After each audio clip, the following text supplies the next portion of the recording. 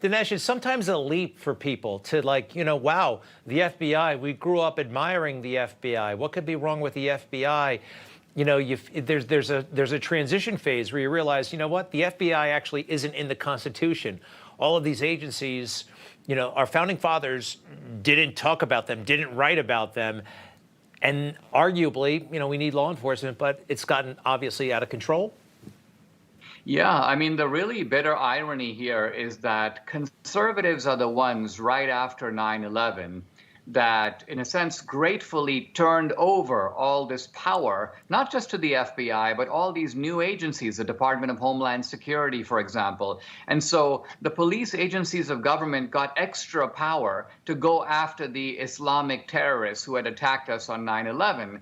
Little did we know or realize, and there were a couple of people who warned us at the time, but people like me did not listen, is that, hey, this exact power can then be turned against American citizens. And in a sense, what this movie does is it tells the story of how under Obama, the police apparatus of government was mobilized not against Islamic terrorists abroad, but redefined domestic terrorists at home, targeting Republicans, conservatives, patriots, Christians. So suddenly we're living in this nightmare scenario where none of us can comfortably say, I will not be raided by the FBI. Or have your life torn apart and gone through by the media.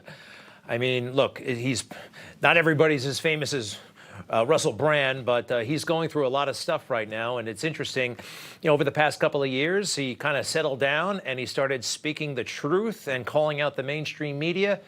And now he's accused of all kinds of dastardly, horrible deeds from a long time ago. I know you're a fan of Russell Brand's. What do you make of that?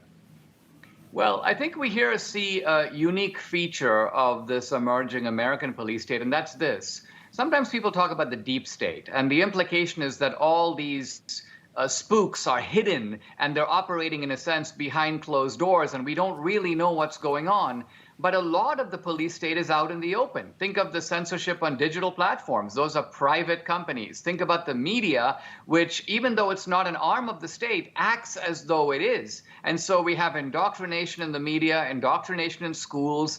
The media is happy to carry out the kind of smear tactics. Now, if you were in the Stalinist regime in the old days, or if you were in Nazi Germany, you have a propaganda minister like Goebbels, and he's telling the press, you got to do this and you got to do that. Now, we don't have that here, but the press acts like it is an arm of the government. And so with a guy like Russell Brand, for years, this guy, of course, he lived the Hollywood lifestyle. They could have gone after him a long time ago, but they had no intention of doing it. It's only now that he's emerged as a kind of reformed, conservative firebrand, so to speak, that it's like, okay, it's time to take this guy out.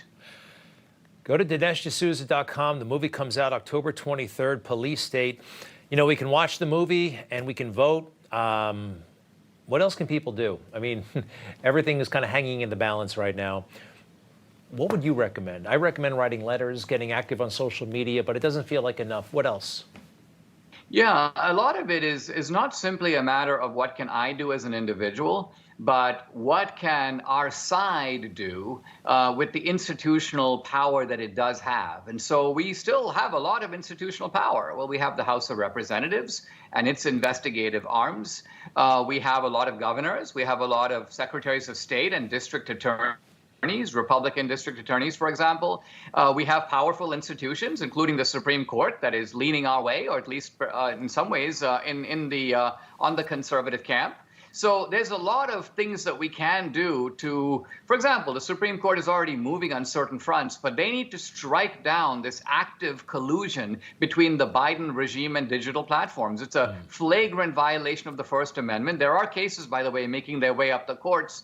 So there are positive things that can happen. But I think the most important thing, and the reason I made the film, is I don't think that the ordinary American realizes what danger the country is in. I kind of feel like the animal where, I can sort of see the cheetah leaping out of the trees, but the ordinary guy is just going around grazing and thinking, I'm completely safe. Hey, listen, I pay my taxes. I didn't go in the Capitol on January 6th. Nobody's going to come bang on my door.